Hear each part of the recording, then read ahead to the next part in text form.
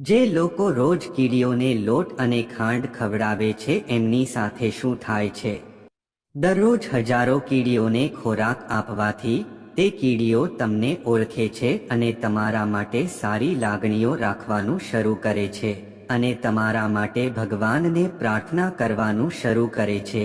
કીડીઓના આશીર્વાદની અસર તમને દરેક મુસીબતમાંથી બચાવી શકે છે.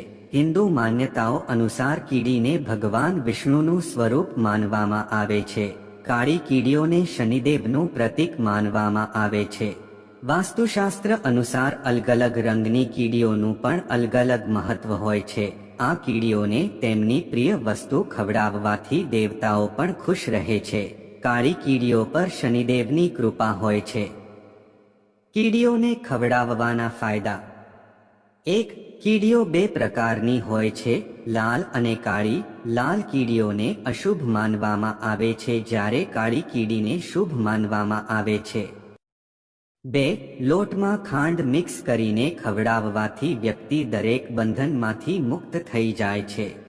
3. કીડીઓને રોજ ખવડાવવાથી તેઓ તમને ઓળખે છે અને તમારા સારા માટે તે કીડી ભગવાનને પ્રાર્થના કરે છે.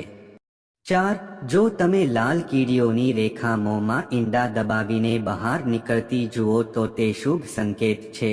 આ એ વાતનો સંકેત છે કે તમારા જીવનમાં જલ્દી જ ખુશીઓ અને સૌભાગ્ય પ્રાપ્ત થશે. 5. કાળી કીડીઓને સાકર મિક્સ કરીને ચોખા ખવડાવવાથી સૌભાગ્ય વધે છે. પરિવારમાં સુખ, શાંતિ અને સૌહાર્દ વધે.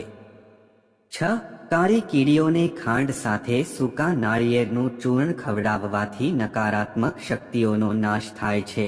જો તમને નોકરી મેળવવામાં તકલીફ થઈ રહી હોય તો બદામના પાવડરમાં ખાંડ મિક્સ કરીને કીડીઓને ખવડાવો. આનાથી નોકરી મળવાની તકો ઊભી થશે. 7. કીડીઓને ગોળ ખવડાવવાથી ભગવાન વિષ્ણુ અને શનિદેવના આશીર્વાદ મળે છે. મિત્રો, તમારા ભોજનનો માત્ર એક કોળિયો હજારો કીડીઓનું પેટ ભરી શકે છે અને હજારો લાખો કીડીઓના તમને આશીર્વાદ મળશે. એટલા માટે જ મૂંગા પ્રાણીઓને કંઈક ને કંઈક ખવડાવવું જોઈએ. થોડુંક ખવડાવવાથી તમે ગરીબ નથી થઈ જવાના, પણ પહેલા મૂંગા પ્રાણીઓનો પેટ ભરાઈ જશે. શું ખબર એમના આશીર્વાદથી તમને લાખો ગણું પ્રાપ્ત થાય. 8. એવું માનવામાં આવે છે કે કીડીઓને ખવડાવવાથી ખાંડ, લોટ અને અન્ય વસ્તુઓ ઉત્પન્ન કરી શકાય છે.